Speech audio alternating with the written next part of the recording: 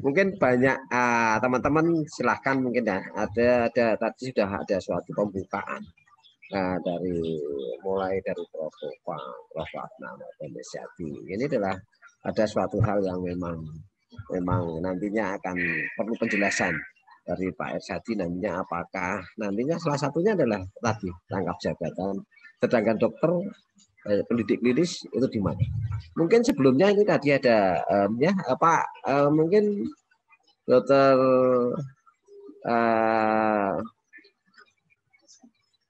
silakan dokter Bintang, silakan dokter Bintang yang resen.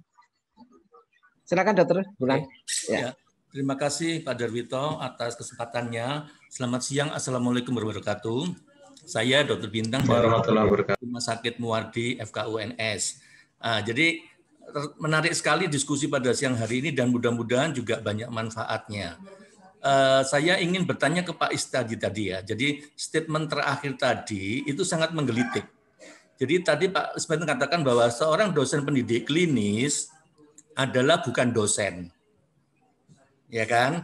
Nah, padahal minggu lalu itu dari Pak siapa kemarin ada 2 orang yang menyatakan bahwa Prof. Ratna Sitompul itu di UI bisa seperti itu. Kemudian kita yang di lainnya nggak bisa seperti itu. Dengan statement ini, Pak Setiadi sudah menyatakan bahwa posisi dosen pendidik klinis tidak bisa menjadi seorang profesor, artinya karena dia bukan dosen. Mohon saya minta klarifikasi dari Pak Setiadi supaya ini nantinya kalau memang ini diskusi akan berlangsung lebih lanjut, ini dari Menpan sendiri juga harus melakukan sebuah klarifikasi ataupun memberikan statement yang benar. Karena apa? Karena kita sebagai anggota PNS itu kan aturan Menpan nggak bisa diterima karena terus terang. Kemarin kami untuk staf-staf kami yang muda, yang tadi dikatakan Prof. Ratna bahwa kita kalau mau menjadikan seorang profesor dari awal itu sudah dikader, sudah nanti dia akan diberi kesempatan bahwa dia bisa mencapai guru besarnya. Itu bagus sebenarnya. Nah, tapi kenyataannya dari Menpan sendiri melalui BKD, karena terus terang Rumah Sakit Muwardi ini adalah milik gubernur, maka BKD nggak mengizinkan bahwa saya sekolah S3. Wong Anda kan pelayanan, buat apa ngambil S3? Dalam satu sisi, saya sebagai dosen diwajibkan S3. Nah, kerancuan-kerancuan ini mungkin tidak akan selesai di dalam diskusi ini kalau menterinya sendiri nggak duduk bersama. Jadi level menterinya ini menurut saya usul bahwa statement dari Pak Setiadi tadi saya pilih klarifikasi sangat penting ini karena diskusi ini nggak akan gunanya gitu kalau ternyata Pak Istiadi membuat statement seperti itu. Terima kasih Pak Darwito. Terima kasih. Mungkin gini, artinya ada suatu hal-hal yang memang perlu diklarifikasi ulang. Prinsipnya bahwa Pak Bintang ini adalah suatu hal yang kemarin mungkin Prof. Ratna ada 2 undang-undang ya, undang-undang Dopdiknis sama Perpres nomor 52 yang dilakukan Prof. Ova tadi. Ya. Mungkin sebelumnya silakan nanti sebelum dijawab Prof. Ratna silakan mungkin bisa memberikan suatu pencerahan tentang bagaimana sih sebaiknya punya satu cap atau satu kriteria bahwa Dopdiknis itu ya dosen untuk di rumah sakit pendidikan. Silakan. Dua statement yang berbeda ini. Ya, silakan Prof. Sepengetahuan saya, terima kasih Pak.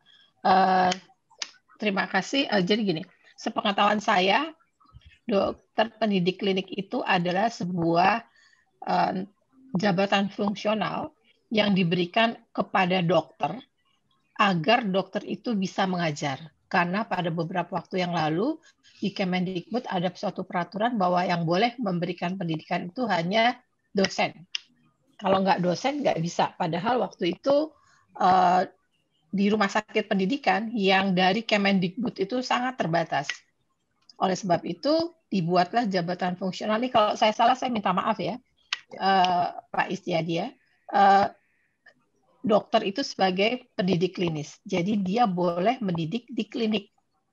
Nah, namun demikian untuk meniti karir sebagai guru besar itu dari dokter pendidik klinik itu diajukan untuk menjadi dosen di universitas. Jadi kami itu sudah mengikuti peraturan Menpan dengan mengajukan diri untuk menjadi dosen. Oleh universitas diizinkan sampai lektor dengan memenuhi kriteria-kriteria tertentu, di mana tentu ada pendidikan dan penelitian. Nah, kemudian pendidikan pada mahasiswa maupun pendidikan pada PPDS itu harus diubah dulu bentuknya menjadi rangkaian pendidikan, gitu loh Pak. Jadi nggak serta-merta dokter pendidik klinik itu menjadi dosen, tapi ada persyaratan dan kum-kum yang harus kami patuhi juga, gitu loh Pak. Jadi kok dibilang jabatan rangkap atau jabatan fungsional rangkap, ya nggak juga, karena kami mengusulkan. Dan itu sudah disetujui sepengetahuan saya oleh Dikti dan Menpan, karena kalau enggak pasti kami nggak bisa menjadi guru besar, gitu loh. Mungkin begini Prof. Hanta, mungkin kita perjelas lagi. Gini Pak Istiadi, bahwa sekarang namanya rumah sakit pendidikan atau fakultas kedokteran, terutama adalah untuk pendidik yang dokter spesialis dan dokter PPDS 2 yang subspesialis, itu Diknas dosen itu nggak punya, yang punya itu justru Kemenkes. Nah, inilah Pak Istiadi disebut namanya setiap dokter yang mengajar di rumah sakit pendidikan itu namanya punya nomor induk dosen klinis. Silakan Pak Istiadi untuk bisa memberikan pencerahan buat kami. Oke, terima kasih. Karena waktunya terbatas, jadi saya tadi tidak bisa menjelaskan secara detail kaitannya dengan apa itu dosen, apa itu dokter pendidik klinis. Saya juga kebetulan waktu itu juga yang ikut terlibat dalam proses in-passing itu teman-teman dosen pendidik dokter pendidik klinis. Jadi begini Pak, kalau kita lihat dari peraturan yang tadi saya tampilkan itu sebenarnya ada maknanya. Ketika kita berbicara bahwa profesor itu ya dosen, ya profesor itu adalah jabatan akademik dosen. Ya, Permenpan 17 tahun 2013 itu Permenpan nomor 46 tahun 2013. Jadi JAD, jabatan akademik dosen. Nah, sehingga ketika kita berbicara semua ingin jadi profesor, pertanyaannya profesor itu jabatan akademik dosen. Artinya dia harus jadi dosen dulu untuk bisa mendapatkan profesor. Itu catatan pentingnya di situ. Yang kedua adalah tidak boleh rangkap jabatan. Jabatan fungsional. Jabatan fungsional itu boleh rangkap jabatan dengan jabatan fungsional yang memiliki keterkaitan tugas. Ya, seperti jaksa dengan kepala kejaksaan negeri, ya, kemudian diplomat ya dengan kepala perwakilan, terus kemudian ada perancang dengan direktur perancang peraturan perundang-undangan, itu yang dimaksudkan. Jadi boleh rangkap dengan rangkap jabatan struktural yang memiliki keterkaitan tugas, itu pun ditentukan hanya 3 sementara ini. Nah, sehingga ketika seseorang tadi dokter pendidik klinis itu adalah jabatan fungsional tersendiri, terpisah dia dengan dosen. Sehingga kalau dia mau jadi profesor, ya dia harus pindah ke jabatan dosen terlebih dahulu.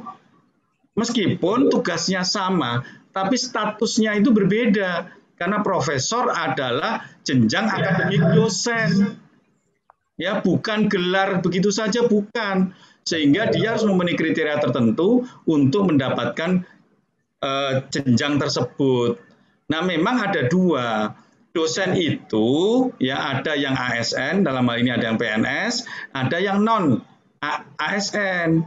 Nah, sepanjang mereka itu ASN, tidak boleh mereka mendapatkan rangkap jabatan dengan jabatan yang lain. Sehingga dia harus berpindah.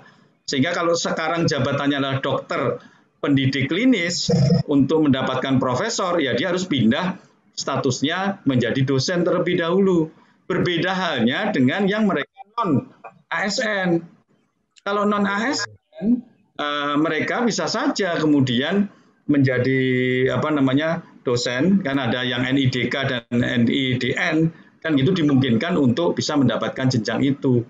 Tetapi kalau PNS hanya satu statusnya, apakah dia NIDN atau NIDK, di situ yang menjadi masalah seperti itu. Jadi kalau statement saya jelas, saya tidak kemudian membuat friksi bahwa ada yang bisa, ada yang tidak. Tapi sudah digambarkan oleh Dr. Ratna tadi. Ya, jadi harus tetap memiliki jalur dosen untuk mendapatkan profesor. Dimungkinkan. Tetapi kalau kemudian mencampur adukkan antara satu jabatan fungsional dengan jabatan yang fungsional yang lain, itu tidak dimungkinkan. Itu kira-kira yang saya sampaikan. Oke. Terima kasih Pak Ersat. Begini Pak Ersati, artinya bahwa seorang dokter yang melakukan pendidikan di rumah sakit pendidikan, tapi dia harus punya NIDK, nomor induk dosen klinis, gitu Pak. Itu bisa profesor. Artinya dia harus pindah dulu jalurnya dari jalur dokter pendidik klinis pindah ke jalur dosen untuk mendapatkan profesor. Kan bisa melalui perpindahan, ya, bisa melalui in-passing.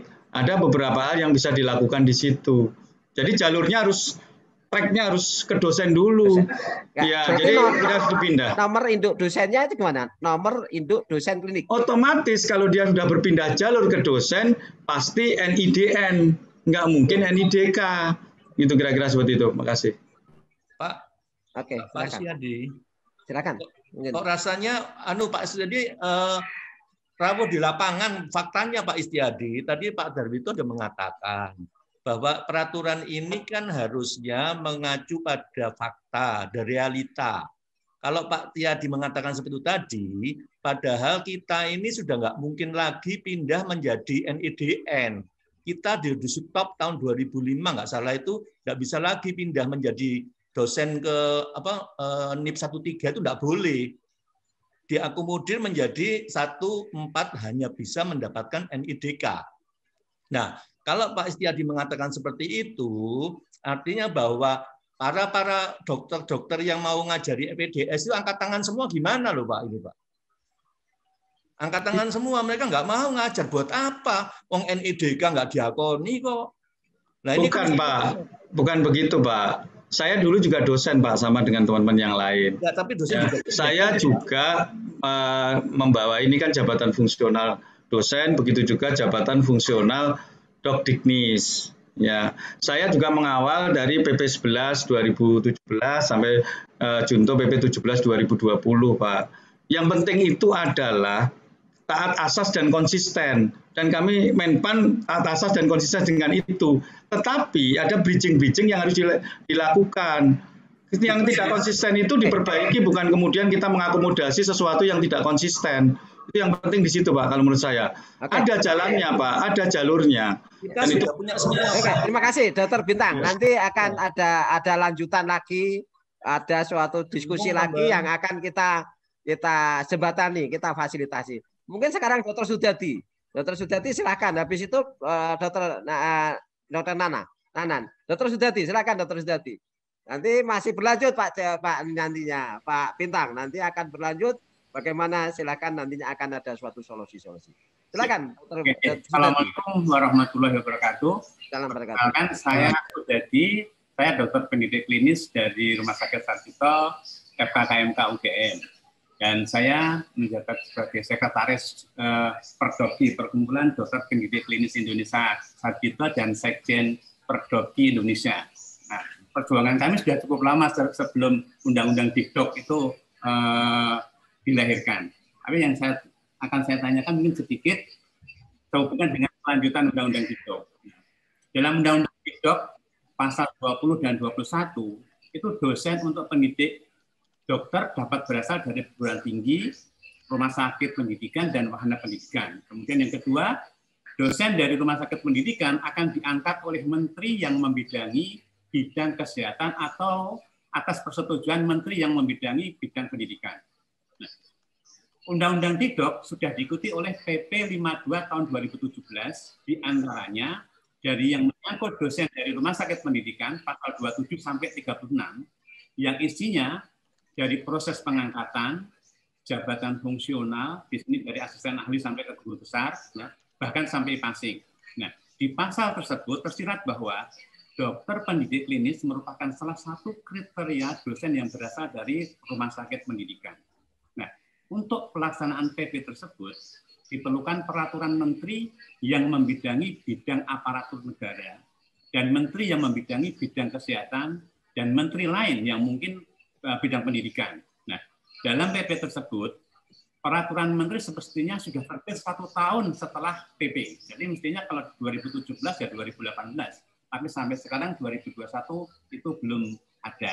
Nah, pertanyaan saya mungkin untuk Pak Istiadi dari Kemenpan PR atau mungkin dari Bu Kirana mungkin bisa juga menjelaskan. Monggo. Nah, sudah sejauh mana peraturan dari Kemenpan PRB ini dan Kemenkes untuk menindaklanjuti PP yang sudah dibuat? Nah, demikian saja, Dr. Tarito. Terima kasih sekali. Oke. Saya pikir ini karena banyak ada pertanyaan, kita rangkum dulu aja pertanyaannya. Nanti akan kita lempar pada Prof. Ratna, kemudian Prof. Opa, Pak Istiadi, maupun Bu Kirana. Setelah itu, sekarang Dr. Nana. Silakan Dr. Nana. Nanti. Masih di mute. Silakan. Dr. Nana masih di mute? Masih di mute itunya? Speakernya? Halo? Dr. Nanan? Halo? Dr. Nanan masih di mute? Halo? Ya, sudah. Ya, silakan. Ya, terima kasih Pak Darwito. Silakan. Nanan di Bandung nih. Ya, silakan. Hasan Sadikin, baik. Ya. Mungkin ada satu pemahaman yang harus diketahui bahwa proses pendidikan dokter itu ada pendidikan tahap akademik dan ada tahap profesi. Di tahap akademik itu kebanyakan dilaksanakan oleh dosen-dosen dari Fakultas Kedokteran. Sedangkan di profesi itu kebanyakan adalah dokter-dokter yang ada di rumah sakit pendidikan. Tanpa melewati rumah sakit pendidikan, maka mereka tidak akan jadi dokter. Dan ini sudah keluar Permenpannya mengenai Dokdiknis, jelas. Di dalam keluar Dokdiknis jabatan fungsional. Dan jelas sekali di dalam ketentuan Permenpan itu bahwa dia itulah sebetulnya dosen. Karena dia membimbing disertasi, membimbing ini. Coba kalau misalnya dari masing-masing itu, dan ketentuannya itu hampir sama dengan persyaratan untuk menjadi kenaikan pangkat di dalam akademik. Gitu. Jadi sebetulnya dua ini sama. Cuman ujungnya yang satu jadi profesor, yang satu jadi Dokdiknis utama. Padahal nilai PAK-nya hampir sama, kemudian pengisian syarat-syaratnya, kemudian presentasi dan sebagainya. Nah, mungkin ini yang mungkin juga perlu kita pahami juga. Karena sebetulnya kalau sudah sampai ke sana, apa salahnya kalau misalnya jadi dokter pendidik klinis di sini, profesor klinis di sini, karena nilainya itu hampir sama, betul. Nah, tadi disampaikan oleh Pak Istiadi bahwa Dokdiktis dulu, memang ada penyetaraan dulu dari Dokdiktis menjadi dosen, ada ketentuan-ketentuan, ada ininya. Tapi sekarang banyak sekali para teman-teman kita yang dari Kemkes, kemudian mempunyai Dokdiknis, kemudian jadi profesor. Apalagi di Prof. Ratna itu, di UI, banyak. Kami juga di Hasan Sadikin juga ada, ya, yang jadi profesor. Bahkan ada yang loncat jabatan. Nah, sebetulnya jembatan untuk dosen itu sudah digambarkan oleh Permenpan sebetulnya. Karena di situ antara asisten ahli dengan Dokdiknis pertama, itu hampir sama perhitungan-perhitungan. Dan nilai-nilainya dihitung 0,4, 0,5 dan sebagainya. Dan itu kalau diikuti hampir sama dengan yang diikuti dengan jabatannya di akademik. Kenapa pada ujungnya akhirnya jadi beda begitu loh ya? Padahal dulu di sini profesor, di sini dok utama. Mungkin ini perlu dipertimbangkan, perlu dipikirkan. Karena kalau misalnya Dokdiknis itu tidak ada dokter. Karena akademik tidak mungkin bisa mengajar di profesi itu. Karena jumlahnya juga yang akademik itu tidak banyak. Dibandingkan, kadang-kadang bisa berbanding 20 atau 30 dengan 70 yang di rumah sakit. Teman-teman ini yang di rumah sakit itu layak untuk jadi guru besar. Kemampuan ilmunya, kemampuan mendidiknya, kemampuan mengujinya, kemampuan segala macamnya. Nah, mungkin ini yang harus dicari jalan keluar. Karena memang sudah ada jembatan 2016, lupa saya, pada waktu Pak Gufron dengan NIDK, itu ternyata banyak guru-guru besar yang muncul dari rumah sakit pendidikan. Apakah tidak mungkin, tidak sebaiknya? Karena ada LIPI. LIPI kan nggak melewati kemana-mana, tahu-tahu profesor riset dan diakui. Kenapa tidak dari Menkes itu klinis dan sebagainya hanya keluar profesor klinis dengan tata nilai penilaian yang hampir sama? Mungkin ini kewenangan Menpan sebetulnya. Ya, walaupun dikatakan bahwa itu guru, dosen, karena di sini pelaksanaannya, kegiatannya sudah seperti dosen semuanya. Hanya kelebihannya dia klinisnya lebih banyak. Pada akademik itu 45% penelitian. Pada di sini mungkin pelayanan spesialisnya ini yang akan menjadi utama. Sehingga dengan demikian jelas, karena di lapangan yang disampaikan oleh Pak Istiari mungkin masih banyak orang yang kurang paham, karena terjadi NIDK, NIDN mungkin susah kalau harus pindah. Tapi kalau NIDK banyak. Bahkan di Surabaya itu yang NIDK itu banyak betul. Ya, karena kemampuan dari pemberian mungkin reward-nya. Nah, mungkin kalau misalnya dan kalau NIDK berhak seperti yang mempunyai NIDN, mengikuti lektor dari asisten ahli, lektor kepala sampai guru besar. Nah, mungkin ini perlu juga didalami betul sehingga dengan demikian kericuhan ke ini, karena kalau misalnya dari rumah sakit pendidikan bisa dipersingkat Pak Nanan biar teman yang lain juga bisa. Ke rumah sakit pendidikan pindah ke fakultas ke ini habis di rumah sakit pendidikan. Itu saja mungkin bahan pemikiran Pak Darwito. Oke, makasih.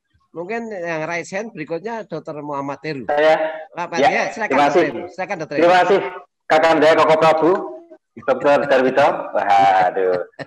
Yang saya hormati Profesor Nanan Sekarwana yang menjadikan saya dokter. Guru besar dan semua yang hadir di sini, kembali ke masalah. Solusi mengatasi hambatan guru besar di areas pendidikan. Saya mau yang teknis saja, mohon nanti barangkali bisa dijawab. Umur saya 58. Saya sudah dijadikan dokter oleh Prof. Nanan tahun 2018. Kemudian sekarang saya menjadi dosen pendidik klinik yang pol-polan sudah, pol. Andai saya kepingin menjadi profesor, andai, dan memang kepingin, mungkin cita-cita dari kecil, cita-citaku jadi profesor. Masih mungkin enggak ini waktunya? Tadi Prof. Nanan Ngendiko bilang bahwa untuk menjadi lektor sekian tahun, menjadi lektor kepala 500 menjadi 700 sekian tahun. Habis itu 850 menjadi profesor. Kalau sesuai yang dibicarakan oleh Bapak Is, kalau saya ini masuk ke apa itu NIDK, apa NIDN itu dihargai di situ menjadi lektor, apa masih cukup waktu saya ini misalnya menjadi, apakah saya nanti jadi profesor misalnya bisa 70 tahun baru jadi profesor? Yang teknis saja, Koko Prabu Darwito, terima kasih, salam hormat. Terima kasih. Masukan Prof. Nana, kemudian Pak Heru, kemudian dari Pak Sudadi. Silakan. Saya pikir nanti coba Prof. Ratna, silakan Prof. Ratna untuk tanggapan, Prof. Ova, kemudian Pak Istiati. Silakan Prof. Ratna. Yang pertanyaan yang mana nih Pak Darwito? Yang terakhir aja ya. Yang terakhir soalnya lebih gampang itu. Yang terakhir Prof. Nanan, salam buat Pak Dodi. Iya, makasih dok. Kalau dokter, yang penting dokter berusaha. Ya, kalau dokter punya S3, kemudian angka kredit untuk pendidikan itu mencukupi, angka kredit untuk publikasi mencukupi, maka sebetulnya dokter bisa menjadi lektor kepala untuk pertama kali. Lektor atau lektor kepala gitu Pak ya. Jadi gini, seseorang itu menjadi guru besar harus meniti karir, tetapi nggak selalu harus dari asisten ahli. Bisa pertama kali menjadi lektor atau pertama kali menjadi lektor kepala. Asal persyaratannya terpenuhi Pak. Persyaratan terpenuhi itu untuk pendidikannya. Kalau 35% berarti 35% dari 700 atau 500 ya. Kemudian publikasinya mencukupi, pengabdian masyarakatnya mencukupi, dan penunjangnya mencukupi. Itu bisa. Namun demikian, selain itu untuk menjadi guru besar ada persyaratan lain. Pertama, Bapak harus disertifikasi dosen dulu.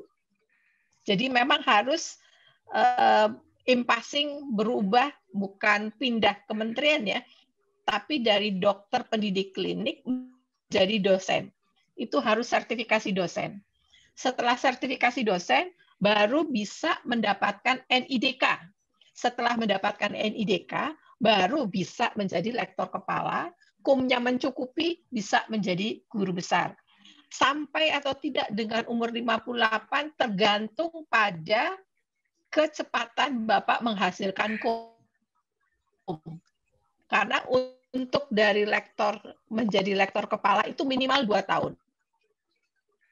Guru besar itu juga 2 tahun. Taruhlah Bapak berjuang sungguh-sungguh, paling tidak dalam waktu 6 tahun itu bisa gitu loh. 4 sampai 6 tahun itu bisa. Tetapi saya ingin menyampaikan bahwa itu nggak mudah. Karena untuk mendapatkan sertifikasi dosen, nggak kita bilang saya sekarang mau sertifikasi dosen. Kemudian universitas langsung bisa mengusahakannya. Karena itu ada kuota atau ada apa ya, saya kurang paham maksudnya, dari Kementerian Dikbud gitu loh. Sekarang terbuka sertifikasi dosen untuk sekian orang, dibagi-bagi ke seluruh Indonesia. Universitas Indonesia dapat 10, ya cuma 10 dari seluruh fakultas yang ada di Universitas Indonesia gitu loh Kak.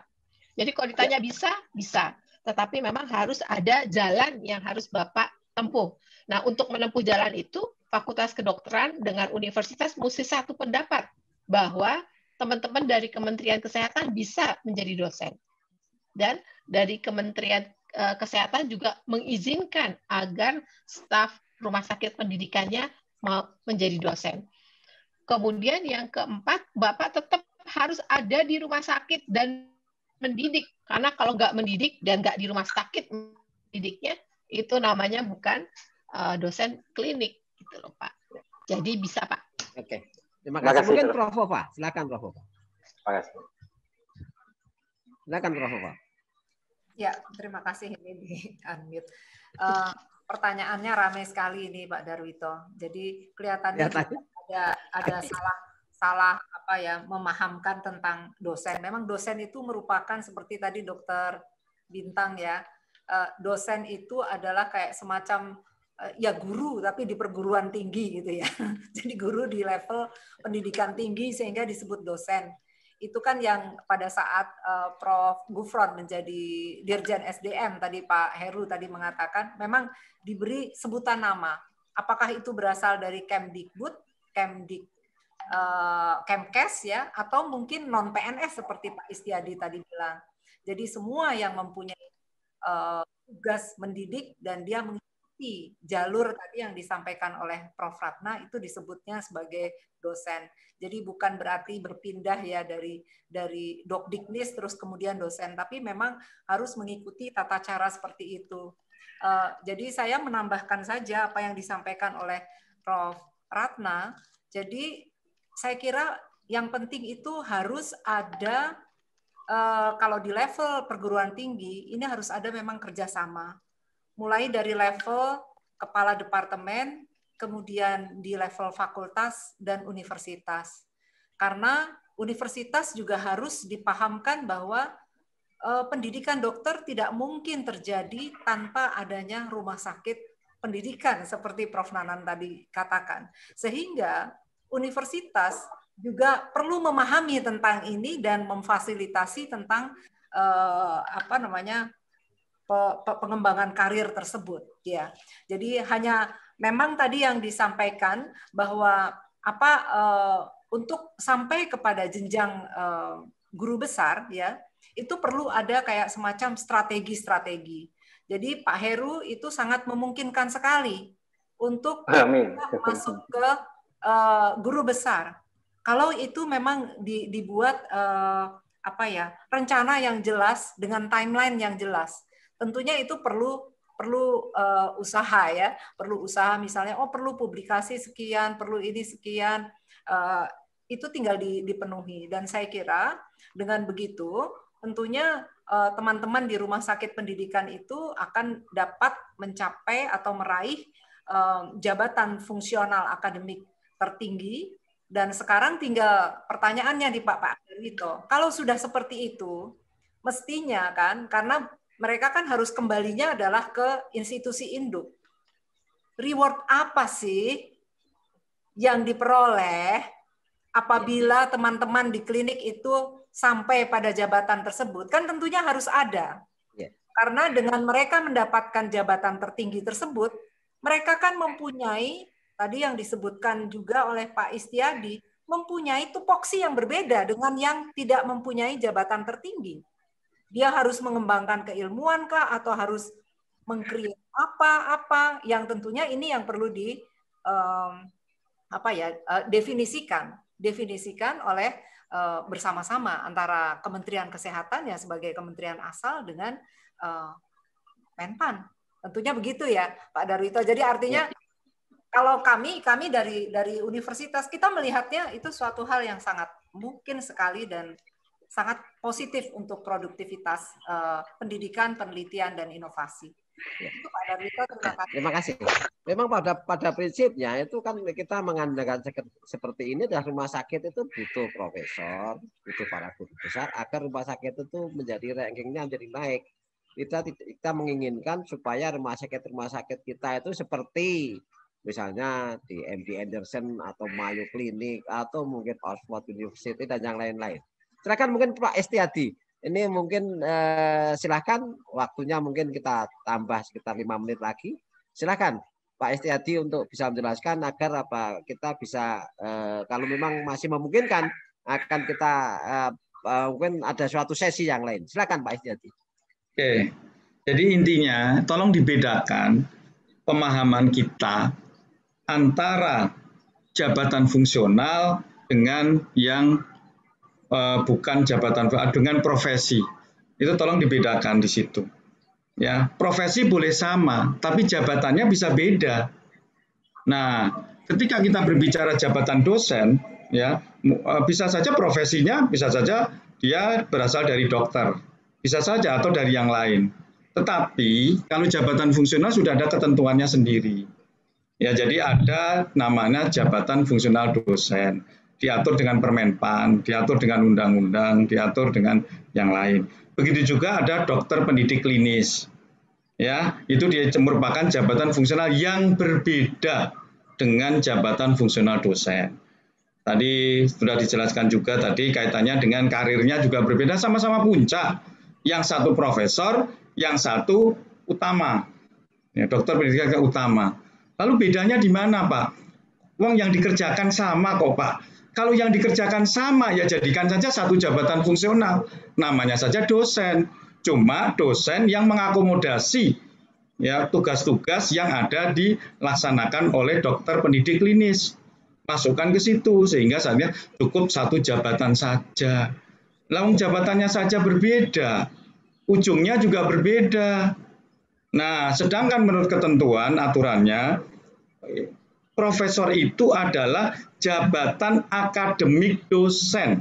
Itu yang perlu jadi catatan, jabatan akademik dosen. Bagaimana dengan yang LIPI? Tadi sempat disebut-sebut LIPI. LIPI pun sebetulnya tidak berhak itu, karena pemberian status itu minimal dengan PP, peraturan pemerintah.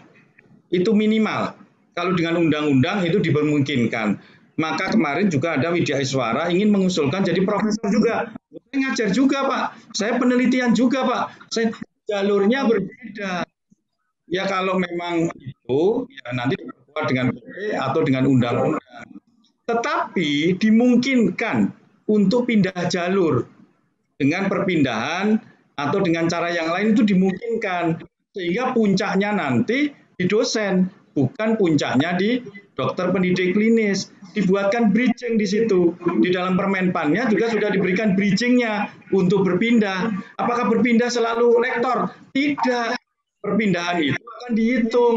Track record yang bersangkutan, kesesuaian kinerjanya, dan seterusnya. Sehingga seperti yang dijelaskan oleh Prof. Ratna tadi, dan Prof. Sabahola tadi ya.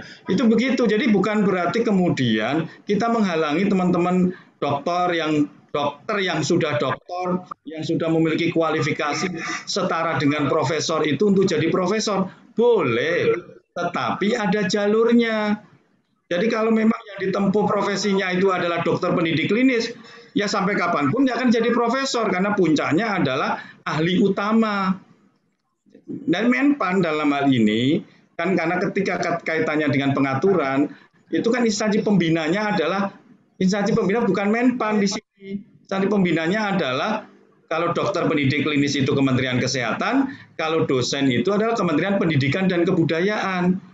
Memang secara nasional pembina jabatan fungsional itu adalah Menpan, tetapi yang paling terkait di sini adalah instansi pembinanya yang bisa mengusulkan ke Menpan untuk dilakukan kebijakan-kebijakan tertentu, membuat bridging dan seterusnya itu disilakan. Contoh kasus ya antara guru dengan pengawas sekolah. Itu juga ada keterkaitan, bisa saja guru nanti dalam jenjang tertentu pindah menjadi pengawas sekolah. Itu dimungkinkan. Begitu juga dibuat bridging saja nanti. Dokter pendidik klinis dalam jenjang tertentu bisa pindah ke dosen, tapi harus memenuhi syarat-syarat tertentu. Jadi kita harus konsisten dengan itu. Ya, jadi tidak semata-mata ini Menpan yang menentukan, bukan. Justru yang paling menentukan itu adalah instansi pembinanya. Kemendikbud dengan Kementerian Kesehatan silakan berkoordinasi, kemudian diajukan ke Menpan, nanti kita bahas bersama. Kata kuncinya adalah taat asas dan konsisten, tidak selalu mengakomodasi kondisi yang ada, tetapi kita taat asas dan konsisten. Nanti kita tentukan jalurnya, kita tentukan aturan mainnya, kita tentukan ketentuannya. Apabila dua-duanya memang punya bridging, bisa itu dilakukan, tetapi tidak boleh rangkap jabatan. Itu kira-kira, tolong dibedakan antara dokter yang ASN, dalam hal ini PNS, dengan dokter yang bukan ASN atau PNS. Itu tolong dibedakan. Karena kalau aturan PNS itu sudah jelas, tidak boleh rangkap jabatan. Itu kira-kira yang bisa saya sampaikan. Makasih. Oke, terima kasih para peserta, Prof. Ratna, Prof. Upa, pembicara Prof. Ratna, Prof. Upa, Pak Istiadi, kemudian Bu Kirana, dan semuanya kontributor, ya, Prof. Nanan dan yang lain bertanya. Mungkin yang belum karena waktu ya, dibatasi waktu, yang mungkin belum kita kasih kesempatan. Nanti ada yang belum terjawab. Nanti ada sesi berikutnya yang akan kita berikan istilahnya untuk waktu lagi. Saya pikir terima kasih Pak Istiadi atas penjelasannya. Dan Pak Dr. Darwis ya. Ya, kira-kira. Prinsipnya Menpan membuka kesempatan, membuka tangan ya untuk membicarakan itu secara bersama. Tetapi prinsipnya tadi adalah kita harus taat asas dan konsisten. Ya. Itu aja. Jadi Menpan membuka peluang mau jadi profesor mau apa silahkan ya, kita tentukan nanti. Kita akan kumpulkan instansi pembina teknisnya ya, apa itu dimungkinkan. Kalau dimungkinkan ya silahkan kita atur, tapi kata kuncinya taat asas dan konsisten dengan ketentuan yang berlaku. Untuk forum-forum berikutnya silahkan saja, kami buka peluang untuk itu. Ya. Terima kasih Pak Istiadi. Nanti waktu yang akan datang kita undang untuk hal tersebut, dan insya Allah nanti teman-teman akan, artinya nggak usah kita buru-buru karena ini adalah waktu yang panjang sekali.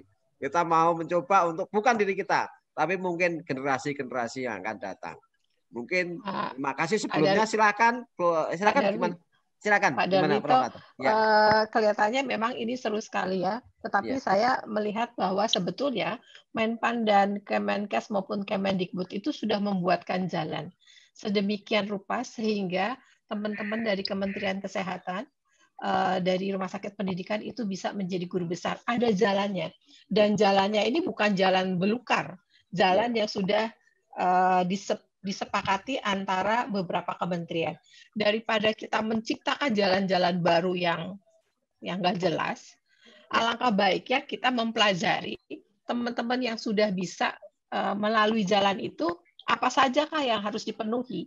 Jalannya udah ada, kebijakannya sudah ada, peraturan di bawahnya juga sudah ada yang pernah menghasilkan guru besar dari Kementerian Kesehatan, kita coba jalani itu daripada mengatakan ini nggak benar gitu loh Pak. Oke. Jadi alangkah baiknya kayak gitu yang kita jalankan. Terima kasih Prof. Sebelum kita tutup silakan yang tutup. Gimana Prof? Gimana Prof? Mumpung di sini juga ada Bu Kirana. Saya kan pertanyaannya tadi adalah berkaitan dengan reward dan mungkin juga rencana dari Kementerian Kesehatan melihat dari situasi yang ada di lapangan. Rencana untuk itu tadi mungkin reward atau mungkin harmonisasian. Ya. Dokter Kirana sudah live dulu karena ada rapat dengan Pak Menteri. Artinya mungkin nanti lain waktu Prof. Pak nanti ada sesi berikutnya. Silakan Mbak Raras untuk bisa menutup kami kembalikan ke Mbak Raras. Silakan.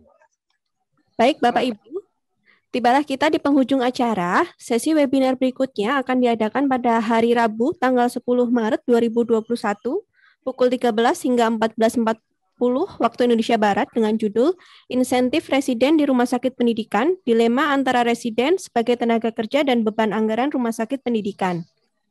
Terima kasih kepada para pembicara, pembahas, moderator, dan para peserta webinar pada siang hari ini. Mohon maaf apabila ada kesalahan dan kekurangan. Saya Raras dan segenap tim yang bertugas mohon pamit undur diri. Sampai jumpa pada pertemuan selanjutnya. Wassalamualaikum warahmatullahi wabarakatuh. Warahmatullahi wabarakatuh. Makasih. Pak Istiati, makasih. Semangat. Dulu dong. Baik, foto dulu. Boleh, foto dulu. Usulan Pak Heru tuh. Foto dulu, silakan. Pak Heru. Istiadi, terima kasih sekali penjelasannya, Pak. Terima kasih. Intinya Menpan terbuka untuk itu. Karena ternyata masih ada pemahaman-pemahaman yang belum sesuai. Ya, jadi sama Dokter Bintang kalau mau diskusi lebih lanjut, silakan kontak saya langsung untuk diskusinya. Ya, makasih. Terima kasih, Pak. Terima kasih. Mohon izin, mohon maaf. Ya.